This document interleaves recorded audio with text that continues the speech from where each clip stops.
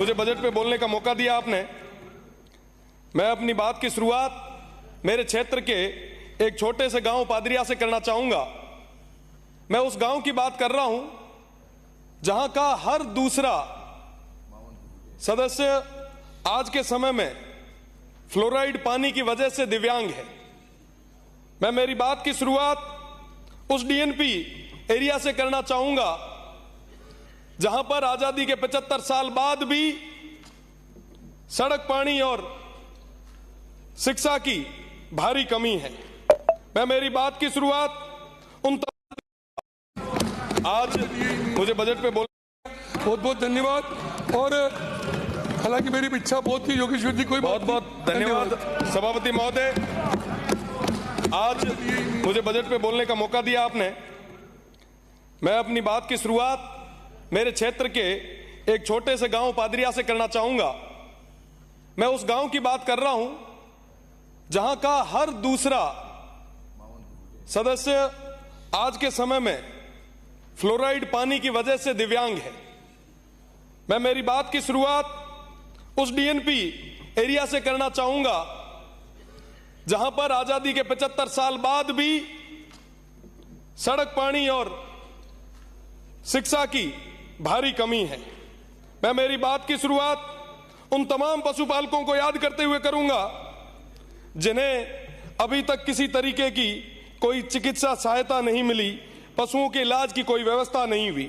मैं मेरी बात की शुरुआत उन युवाओं की उम्मीदों के साथ करूंगा जिन्हें कहा गया था कि साहब आने वाला टाइम रमीना आप रही बाड़मेर जैसलमेर ना मैं दुबई बना हाँ, पर धीरे धीरे उहरा सपना चूर चूर हो गया। आज रे तारीख रमीना उहा ना कोई तरीके रोजगार कौन बढ़े। हमारी बात री शुरुआत उहा तमाम किसान भाइयों ने याद करते हुए करी।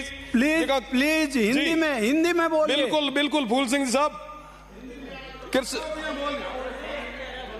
उहा तमाम भाइयों ने याद करते हुए करी जिका ना कहो तो कि साहब कृषि कनेक्शन दे। हाँ आज भी वो भाई प्लीज हिंदी में बोलिए। आज भी वो भाई आपका भाषण नोट होगा। आज भी आपका भाषण नोट होगा।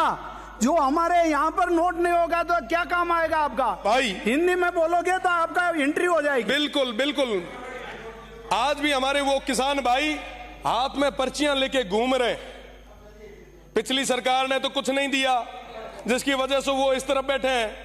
पर मेरा निवेदन मेरे तमाम भाइयों से, समस्त मंत्रीगणों से कि साहब उन किसानों की आवाज को सुनो।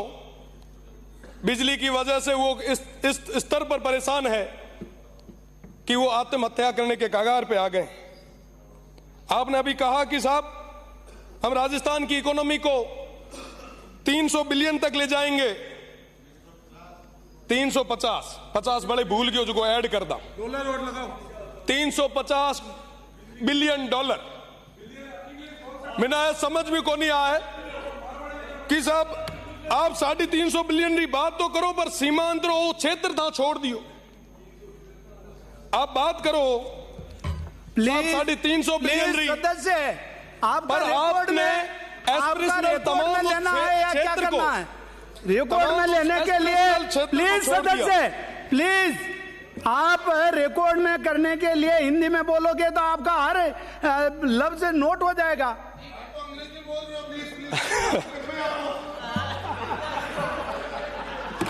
आज भी मेरा क्षेत्र इंदिरा गांधी नहर का वो एक्सटेंशन का इंतजार कर रहा है।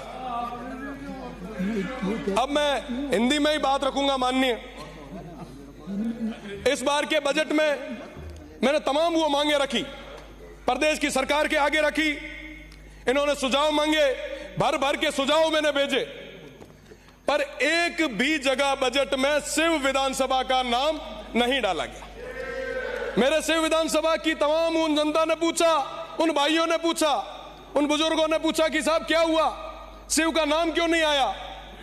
मैंने कहा साहब यहाँ ने बड़ो दोरो लागो कि यहाँ पे एमपी रो चुनाव लड़े आया। मैं आपसे ही था, मैं कोई और नहीं था, कहीं और से नहीं आया था।